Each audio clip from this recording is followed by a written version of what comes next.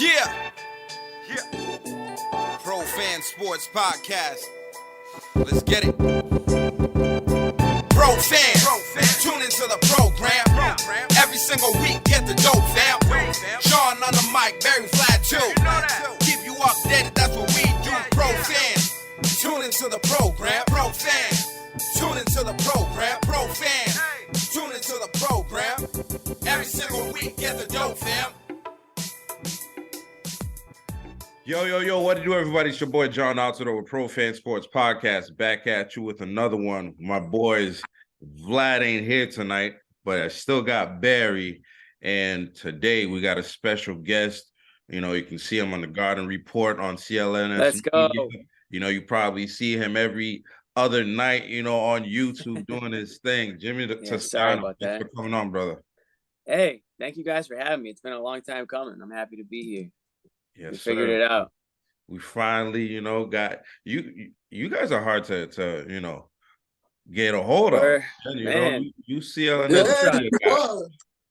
Hey, we got boots on the pavement everywhere we go. We got Bobby's in Orlando right now. Who knows where Joe Sway is? He's probably fiddling with his Wi-Fi, and you know, Xanis is always out and about on the scene. So yeah, it's tough to nail us down, but I'm probably not too hard to you can usually find me you know, in the loft, or you know, this if anyone watching this is a Garden Report fan, they probably recognize this setting where usually I have the bulk paper towels going on, the situation behind me at my parents and all this other stuff, you know, preparing for doomsday scenarios. But yeah, appreciate you guys having me on, and it's been a fun and interesting Celtics season so far. So it makes all doing these podcasts and doing the shows a lot of fun too. Absolutely, man. Barry and I actually met Bobby at Jason Tatum camp. What was that, like last year or something like that, Barry? Yeah, I believe it was last year. It was the one before this latest one that he did. So yeah. Okay. Yeah, it was when they lost to the Nets in the first round of Yeah, but Bobby's a great dude. Bobby's hilarious. He's probably I imagine he was a pretty nice guy to meet, and we like to give him a hard time on the show, and people are always like, you guys need to be nicer to Bobby, you guys are jerks, blah blah. I was like, dude, if I didn't actually like Bobby, I just wouldn't talk to him. The fact that I'm like ribbing him a little bit and we're making fun of each other and having a good time, like that's how you know I like you, and that's how you know we're friends. Like, sir, if I don't talk to you, then you should know that I don't like you. But if it's the opposite, if I'm making fun of you or if we're laughing, you know, with you or at you, like that's all love. So people need to realize that, you know, we have like a nonstop group text going on, which can honestly be a little crazy sometimes, especially because John Xanis, he does speak to text. He doesn't like actually text. So he's basically, the way you see him on the show is just how he screams into his phone, and you can imagine how that dictates. And then he'll just hit send, and then we have to spend the next 10 minutes trying to decipher what we think he was screaming into his phone. But honestly, it's easier because, you know, we call him Boomer John. It's easier to just let him do that and try to figure it out than to tell him to text it out there. But yeah, we have a good time. Bobby's a great dude, and he's working really hard. And I think the sky's the limit for him. Hopefully he can keep on that trajectory and keep doing his thing. Absolutely. Jimmy, how tall? How tall am I? Yeah. I'm not dunking anytime soon, I can tell you that. I'm like 5'7" on a good day. Yeah. Any bodies? Nah, I'm not catching bodies. I might, and you won't find me getting caught either. I don't go fighting for rebounds. I'm standing at the 3-point line waiting for the outlet. Right. Oh, you don't take charges? I'll take a charge, but I'm not getting bodied down underneath the hoop. I'm not gonna get elbowed going up for a rebound. I mean, listen, I know my role. When I'm out there on the court, I know my role. I gotta be the facilitator.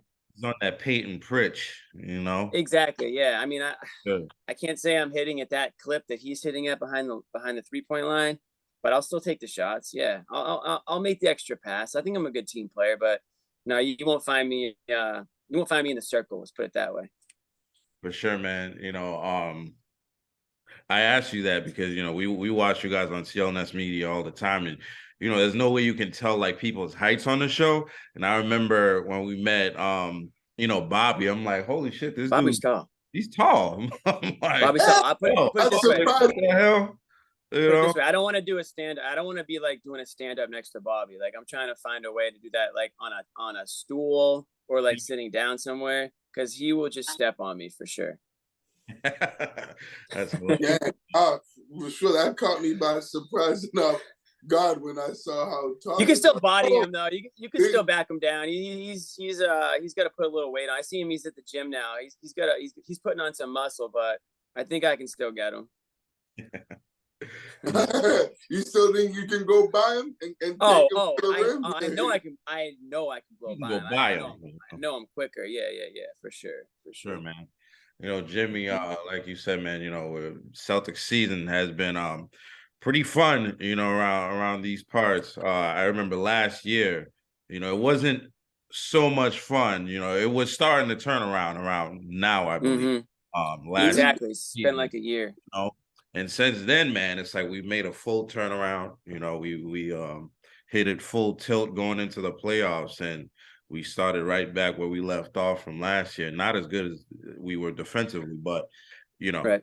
wise, you know, That's the league in general, I think, too. exactly, man. At 35-12, and to what's today, Monday the 23rd, we have a game tonight against the Orlando Magic. What do you think about the season so far and the job these guys have done? I mean, I think overall you have to be obviously happy about it. I mean, this is a team that many consider to be the top dog in the league, not just the East. And yeah, there's going to be ebbs and flows to the season. Every team goes through some rough patches. Obviously, they came out like gangbusters, right? I mean, they were just murdering dudes left and right. I think they just kind of banded together after the Ime stuff, and I think they kind of thought that people. I think they thought that people thought that there was a weakness there now, and that they could be attacked that way, but it just wasn't true. I mean, you saw, Tatum and Brown have taken a leap again. In their respective, style of play. I think Jaylen Brown has become one of the best just straight up scorers in the league. Just the way he can score in a multitude of ways. And that was something that, when they drafted him, the knock on him was scoring. And now we're talking about a guy who you could say can find a way to score no matter where he is on the court, better than a lot of guys can. He's not like just a 3-point shooter or just like a guy that drives to the rim. I mean, he's developed a pretty damn good mid-range little game there. Probably one of the best in the league. I mean, he kind of reminds you of DeRozan a little bit, the way he kind of attacks like after the 3-point line. So really impressed with that. I mean, I think obviously, like anybody, he has more work to do in other aspects of his game, whether it's playmaking, defensive side. I think his decision making has, room for improvement too. But those two guys are going to take the Celtics as far, the Celtics are going to go as far as they take them. Obviously, they have supporting cast now that is stronger than last year's team, especially with Brogdon. Brogdon kind of slides in as their third scorer. Rob, if he can be healthy, that's a big if, I know. But when he is, that's something that a lot of teams don't have, an athletic big like that can just jump out of the gym. So I'm pretty happy with this season. I mean, like everybody else, I was panicking somewhat after that Warriors loss, and then like subsequently a few losses after, out west, and then coming back. That was a rough patch, and I think every team needs to go through it, and every team does. They came out the other side. They're winning games again. They're not always the prettiest wins, and I think I wouldn't want to be winning some of these games the way they are. I wouldn't want that to be the case, like heading right into the playoffs, because I don't think necessarily some of those wins. At the end of the day, you got the win, and you should be commended for it. But some of them are ugly, and so I think they do need to work on some things. Getting back to the ball movement, getting back to playing good defense that we saw them play last year. Problem with defense, man, it's just hard to keep that intensity for 82 games and then into the playoffs. It's tiring. The better guys get at playing offense, the more they want to play offense, the less they want to play defense, and the more entitled they feel that they don't have to play defense. So I think Ime was really good at drilling that into them. Like, listen, guys, we got to think defense first, and the offense will come. I don't know that Missoula has been able to get that message across to them yet. I know that they're skilled enough to play that well defensively, but so much of it is just wanting to and effort-wise, where you just kind of have to hope that as they get closer to the playoffs, that becomes more of a habit, and you form good habits going into the playoffs. They're going to be a difficult team to beat. Absolutely, man. I think, this season, I think we all know, the sky's the limits for the Celtics team, Yeah. barring any injuries. And, the other night against the Raptors, we saw a few of those. Marcus Smart went down, and, Robert Hmm. Williams went down with a hyperextension. And tonight we have that game, as I was saying earlier. What is, the news on that front? And, are these things, that are going to force these players to stay out long term, or, were they pulled out just for precautionary measures? Yeah, I mean, honestly, I don't get too caught up in that injury stuff. I mean, I know that Missoula is, pretty much he doesn't really tell you a whole lot about injuries. And that's pretty consistent for Celtics in general. They kind of keep everything very close to vest. So I wouldn't even want to like try to guess. It sounds like Smart is more of a day-to-day situation, which is great. I think if it was something really, really serious, that's the type of thing that does leak out, whether it's a Woj or Shams or whatever, saying, they're expecting him to be out X amount of weeks. I haven't heard anything like that. So I'm keeping my fingers crossed that Smart's very minor. I don't know a whole lot about the Rob injury either. Obviously, there's a history there, right, with the knee situation in Rob. So anytime that comes up, there's reason to be concerned. You don't want the injury label to be attached to him, and it's like starting to get there, right? I mean, I'm not saying it's there, but you can't argue the facts. And they say the best ability is availability. This guy has not been available certainly as much as anybody would want him to be over the start of his career, and he had injury concerns going into the draft, and that's kind of why he slid, not necessarily knee, but just in general. So you hope that what he's going through is again something that, if it's pain tolerance, he can get past it. If it's mental, he can get past it. Certainly, at this point in the season, you're not trying to put anybody out there that's not feeling close to 100%, because what's the point, right? I mean, if you're assuming that these guys are going to get healthy again, there's no need to rush them back out there. There's still plenty of time left in the regular season to sort of get people acclimated with each other. But man, it was so nice to see the starting unit against the Warriors, right? You had Smart, Tatum, Brown, Al, and Rob, and it was like, let's go! Like we finally see the double big with the starters, and let's just ride that out. And then it's like, nope, we actually can't have nice things for a little bit longer. So we'll see what happens. Obviously, those guys are super important to the team. I mean, that goes without saying. I'm a big Marcus Smart fan. I think that he's kind of like, obviously, and you guys know this, he's kind of like the heart and soul of the team. He's the guy that's going to show the emotion more than anybody else out there. I think he's not shy. He's not scared to call guys out. He's not intimidated by anybody. And he's an emotional player. And that's what Boston is drawn to, right? Emotional guys. We don't like the guys who are just don't show anything out there. It doesn't matter. It doesn't matter the sport, right? You can go pick any sport, and any guys that get fired up and are passionate about the game, I think Boston fans are just naturally drawn to, because we're a pretty passionate city. So he's that guy for them. And certainly I expect to see him as soon as he's allowed to back out in the court, he's going to give you 110%. That's a guy that you never, ever have to question his effort out there. Yeah, absolutely, man. Yeah, very well. We talked about. What do you guys think? What are you guys thinking about the season? Man, this season, it's been a while since we've had a team like this. We got to go back, all the way back to like 2008 or something, where you could, I don't know if it's quite as dominant as it was back then, now. But this team, it seems like we're doing everything that we need to do to get these wins. And Jason Tatum and Jaylen Brown, they've completely changed their games. They're still getting the points and their stats and stuff like that, but playing with the other guys and making the team better and sacrificing and cutting and doing the little things, man. I think it has brought this team to a whole other level.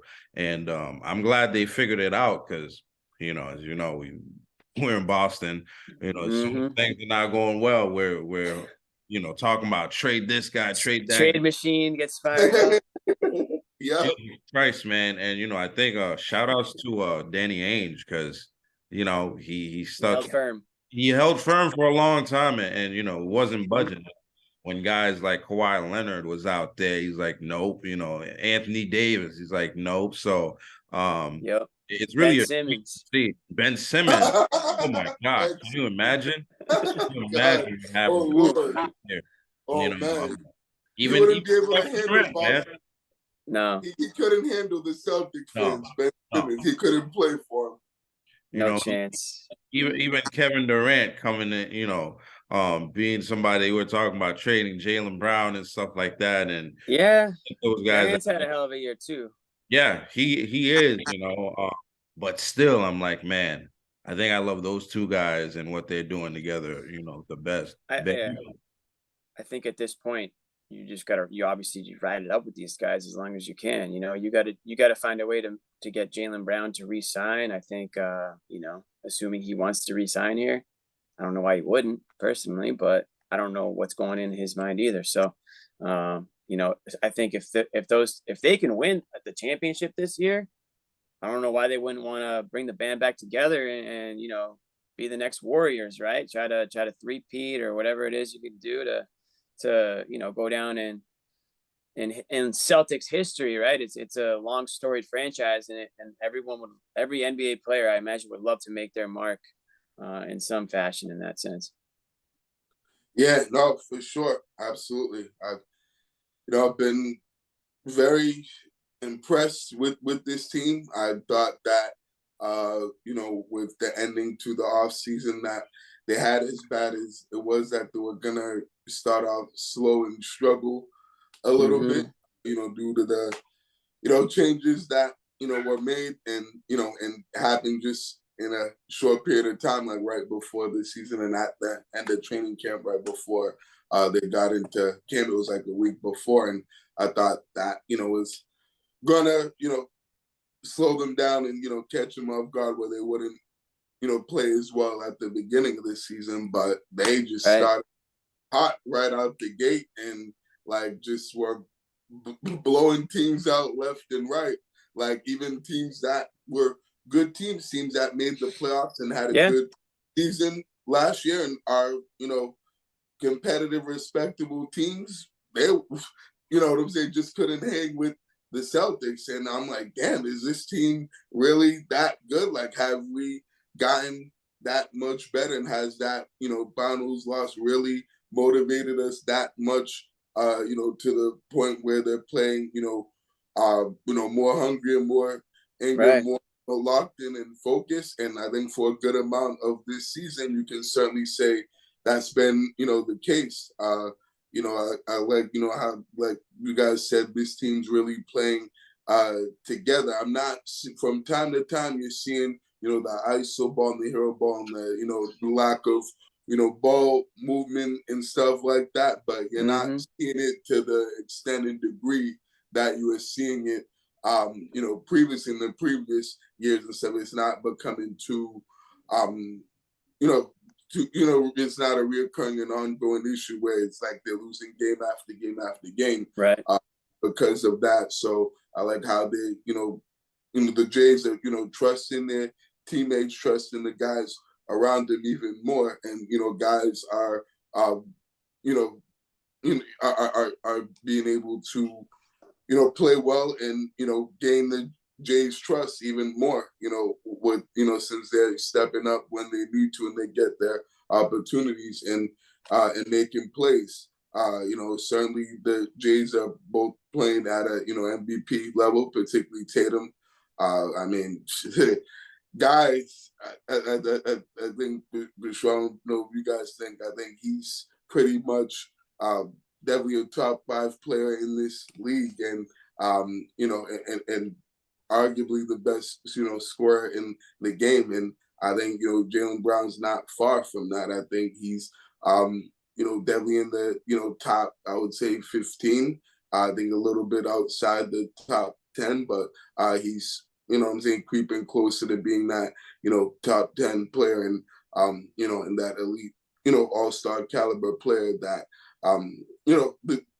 that we certainly need him to be. And I think that, obviously the addition of Brogdon has been good, but I think the other guys have improved as well. Like the role players have improved, like the Derek Whites have improved. Again, Horford's playing extremely well. I think, everybody's like racing. Again, Marcus Smart, before he got hurt, was playing some good ball and is not turning the ball over as much. So I think that, this team's just really gelling and, and really just coming together. Like we thought they were going to come together sooner, but I'm glad that it's certainly happening now. And I just hope that they can, be able to keep it going and that they don't just peak too early. That's my only really concern, obviously, with the injuries, but just not peaking too early and kind of not being able to sustain this as we get close to the end of the season and into the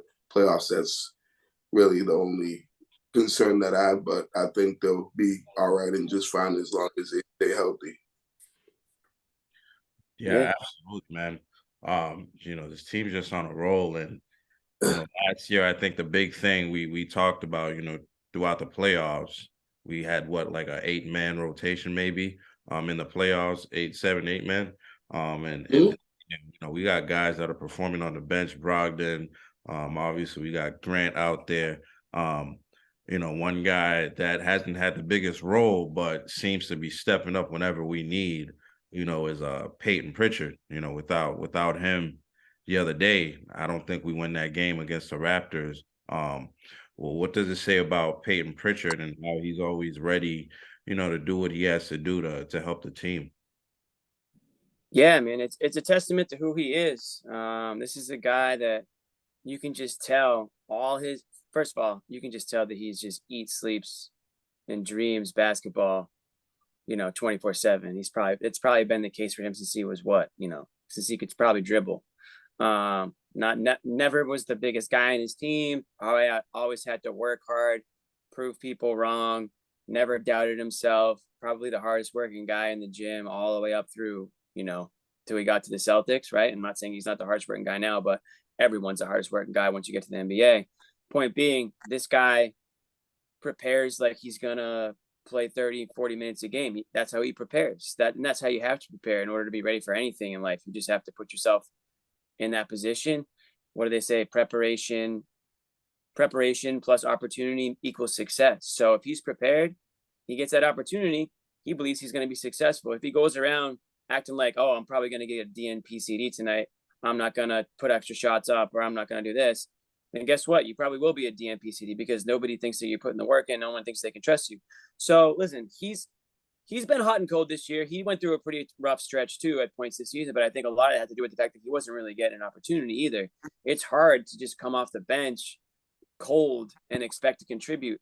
But the way he does it is just with his energy. We joke on the show, we call him Sparky, because that's like typically what you'd call a short white guy that's running around the gym at 100 miles an hour, right? We just call him Sparky. But the truth is, like, he's more than that, right? I mean, crafty, Sparky, whatever you want to call him. But like, this dude can freaking shoot threes in your eyeball. Like he's not scared to just line up from 30 feet and unload. He thinks it's going to go in.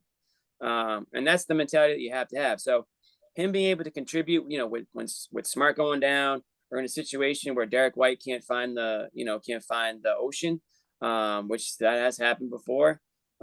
It's good to have that, depth. Depth's important. I don't know how it's going to shake out when the playoffs roll around, if he's going to end up at the end of that rotation, or if they're going to cut it to 8-man, or what they're going to do.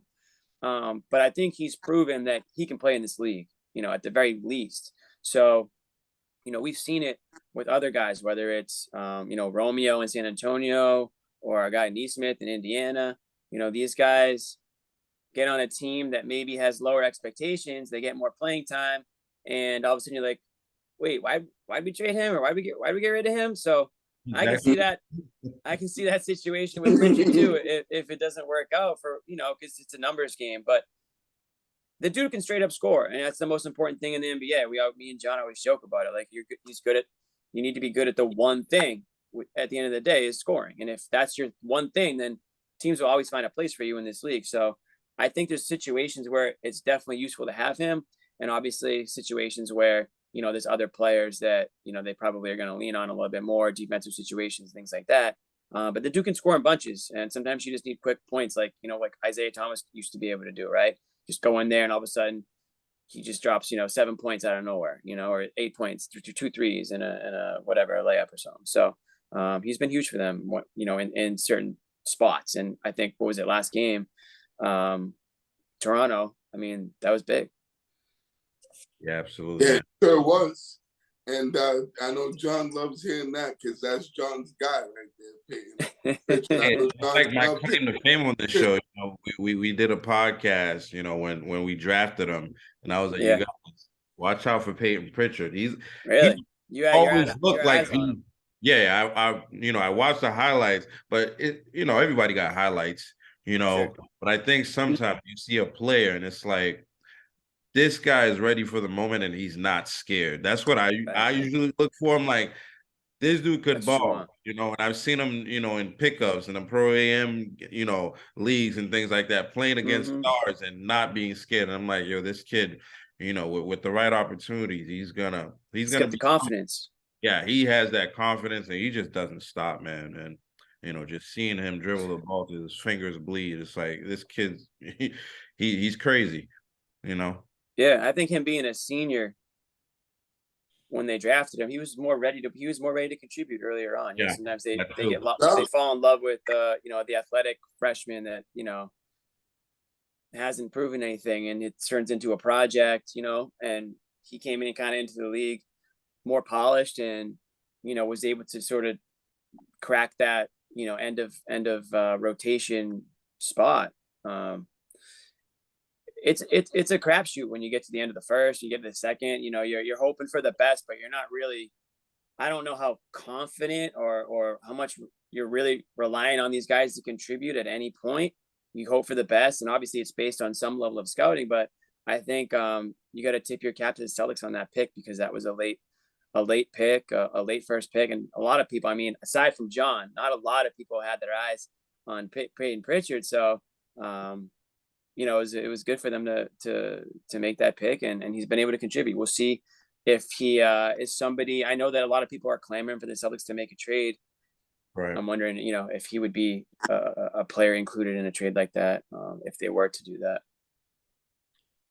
Yeah, no, not because he's not good, but because another team might see the value in adding him to the team. Yeah, no, for sure. I'm totally, you know, with them. I mean, I hope they don't trade Payton, but I mean, if they do, I could, you know, see why, especially if they want to add another big something, you know, in case if like Rob gets hurt and stuff, and you need another big to come. Well, that's the reality. Yeah, I mean, rotation. That's the tough thing is, you know, you don't want a Rob injury to derail the season. You know, you need to be prepared. You need to have depth somewhere. And Al Horford's giving him everything that he can give them, but he's not banging down low. It's just not ever going to be his game anymore in his career. He'd much rather be at the 3-point line, you know, and who wouldn't? But he's not going to be the guy fighting for rebound. He looks like me out there sometimes, just, yo, yeah, like, all right, outlet, like that's me out there. So Rob's gonna, you know, when Rob's in the game, you see how he just keeps balls alive, right? Even if he doesn't end up with the rebound, he's poking away at it. He's getting opponents out of position. He's drawing fouls. He's, you know, even if he's just tapping up all the dudes, but like, and I'm not saying they're gonna find anybody to replace that, but they need to have somebody to at least spell him a little bit if it's a minutes thing, or in some capacity make up for a portion of what you're missing when he's gone. And so if that means they have to make a move, fine. I still think that there's an opportunity for them in the buyout market. I have no idea who it will be, but every year there's a couple guys that are worth adding to your roster if you're a team that's, you know, considered to be a championship, you know, contender. And I think obviously the Celtics are. So if maybe they know something, maybe they have an idea of which players might be buyout candidates. And if you're a big, you would definitely want to consider Boston because of the role that you'd probably have and the chance to win a championship.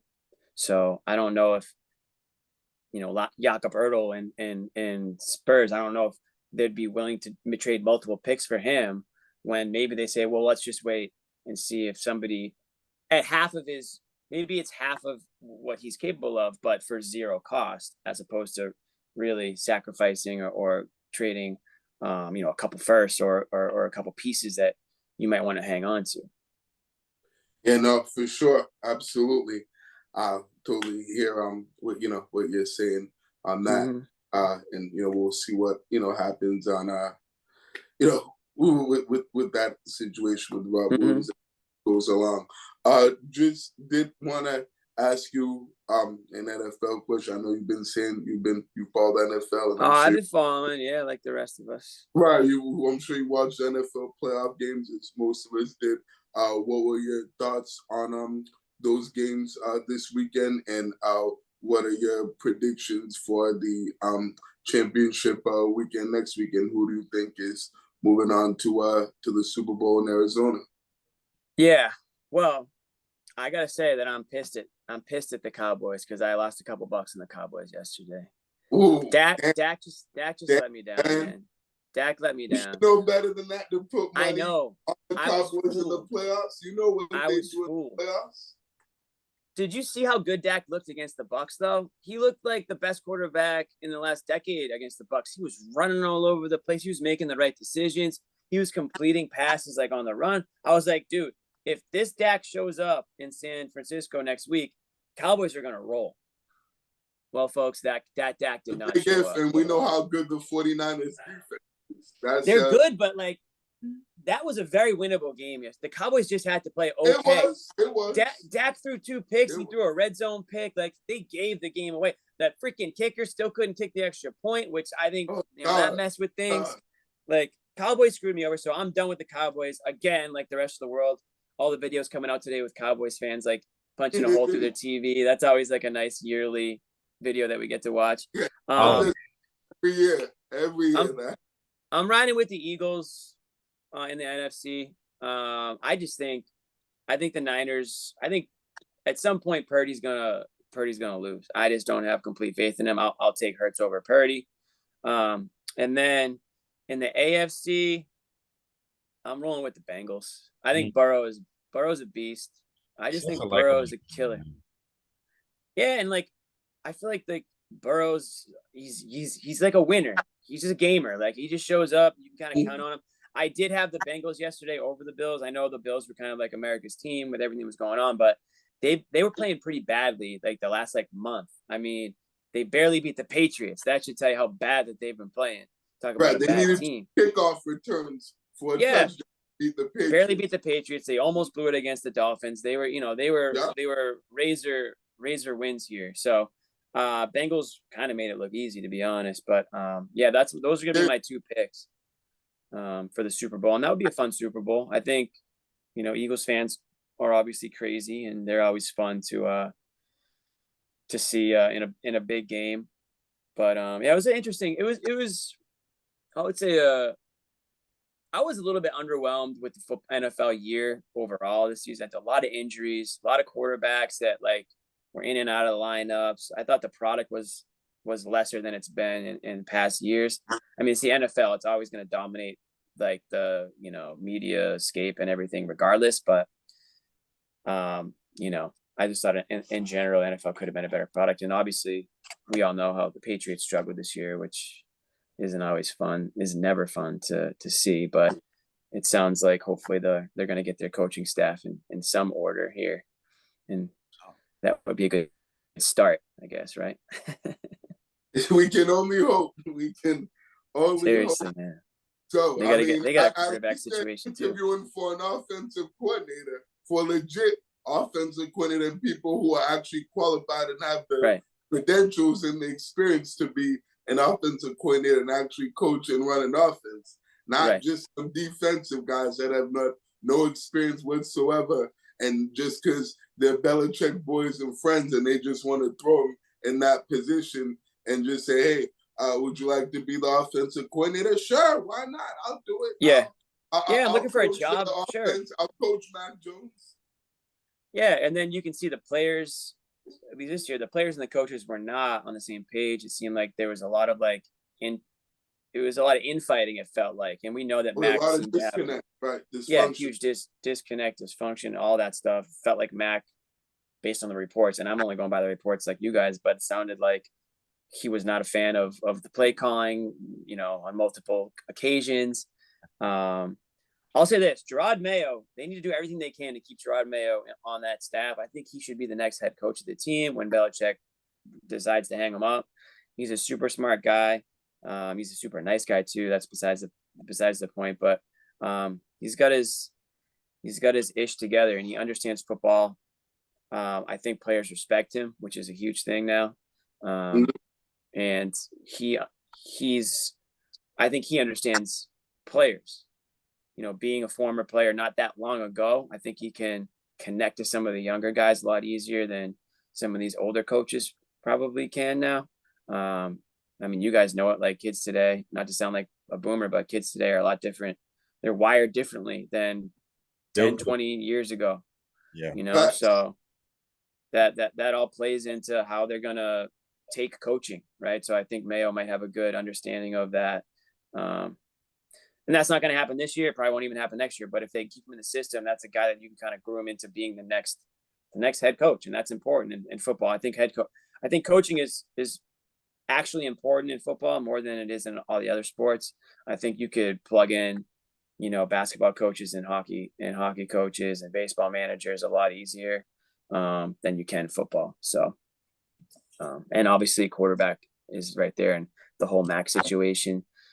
I don't know what you guys think of Mac. Personally, I'm not a huge fan, but I don't know what the answer is either. I don't know what they can really do about it right now. So they might just have to go another year with them and see if. I think they're going to go another year. And it's going to be like the make or break year for Mac. Yeah, Jimmy, I think you're right along with the rest of us here in New England. We don't know, but we hope, yeah, do something. You know what I'm saying? And, anything. at least put the guy in the right position to actually be able to do something. You know what I'm saying? Absolutely. John, we promised you we'd get you out of here at a certain time, and we're gonna keep our promise. But thank you so much for coming on Pro Fan Sports Podcast. We appreciate you. We love the work you're doing on CLNS Media, on the Garden Report, and we're gonna be seeing you on there soon. So again, thanks again, and hopefully you'll come back on here, during playoff time. Absolutely. I was just going to say we need to do this again when, whether it's playoffs or whenever, and follow up on some of our thoughts on this season, and hopefully we have more positive thoughts, right? We don't want to be doing a eulogy podcast. That's for damn sure. Because heads are going to roll if that's what's happening. I'm going to go ether on this roster if I have to do that. I will. Woo, geez. Yeah, he said I will. God. These guys want the praise, right? So if you want the praise, you got to take the criticism. I'll praise you when you deserve it, but don't be looking for praise if you bow out in the second round of the playoffs. Don't be looking for praise because you ain't gonna get it from me. Exactly. All right, and I totally agree. Just the last thing is that they have to be playing until June, right? If this team's not playing until 100%. June, to me, it's a bust. It's an unsuccessful season and failure. So we got to be able to make it into June, and and be able to get to that point and put ourselves in a position to to get in and get a championship back here to bust. I mean, if they're healthy, to me, it's championship or bust. You already went to the finals and lost. That's not improving if you just do that again. You only have one. There's only one thing you can do to improve, and I mean, we all know they're good enough to win a championship. I mean, they're the favorites, so I mean, that's where the bar is. I'm sorry, that's where the bar is, I expect them to be there. So should be good. Should be a fun spring. Yes, sir. Sure will. Get the Bruins too. Them too. Can't forget about them. No, certainly can't. I mean, they've had the best regular season in the NHL. They're unbelievable to this point. I actually went to the Bruins game last night. They lose. I don't think they ever lose games. I don't remember when the last time they lost. They've only lost like 3 games or something crazy like that. It's insane. Yeah, 3 or 4 games. That's it. Yeah. Right, they're like more than halfway through the season. It's insane.